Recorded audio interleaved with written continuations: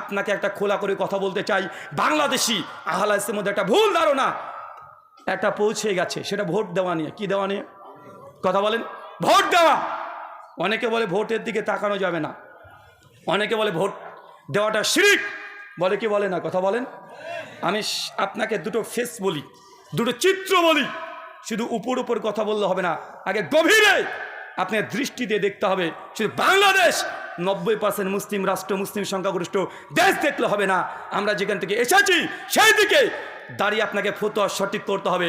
চলেন দুটো সিনারি বলি।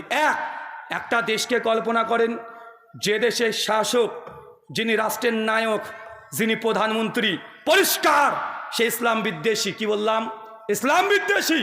ক্ষমতায় থাকলে মুসলমানদেরকে আজান দিতে বাধা দেয়, ক্ষমতায় থাকলে মুসলমানকে কুরবানি করতে বাধা দেয়, মুসলমানদেরকে মসজিদে যেতে বাধা দেয়, মুসলমানের মসজিদকে ভেঙে তাদের ধর্মস্থান তৈরি করে নেয়। এমন দেশ পৃথিবীতে আছে না নাই? পরিষ্কার সে ইসলামের বিরুদ্ধে যুদ্ধ করে, ডাইরেক্ট বিরুদ্ধে করে। সুযোগ পেলেই সেই দেশে মুসলিমদেরকে একদম নস্যাৎ করে দিতে চায়। মুসলমানদের যে 1000 বছরের ঐতিহ্য ছিল সবগুলোকে ভেঙে তাদের নিজের ধর্মীয় প্রতিষ্ঠান হিসেবে ঘোষণা করে দিচ্ছে। এমন দেশ যদি থাকে, ওই দেশে আমি জানি ইনি যতদিন প্রধানমন্ত্রী থাকবে 5 বছর করে যদি ক্ষমতায় থাকে, মুসলিমদের উপরে নির্যাতন আরো বেশি হবে। কিন্তু ওই দেশেই আর একজন অপোজিশন আছে, বিরোধী দল আছে, বিরোধী নেতা দাঁড়িয়েছে।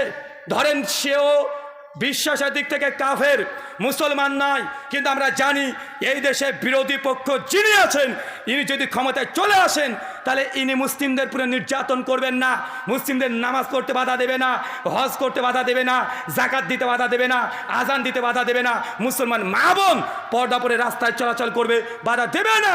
এরপরেও কে মসজিদে গেল, কে মন্দিরে গেল, এটা সে দেখে না। কে গরু খেলো, কে শুয়োর খেলো, এটাও দেখে না। বুঝতে পারলেন আমার কথা? একজন নেতা ক্ষমতা আসলে পরিষ্কার ইসলামের বিরুদ্ধে যুদ্ধ ঘোষণা করে, আর একজন ও মুসলমান না, উনিও কাফের, উনিও মুসলিম, তিনি যদি ক্ষমতায় থাকেন তাহলে মুসলমানকে বাধা দেয় না, মুসলমান স্বেচ্ছায় ধর্ম পালন করতে পারে।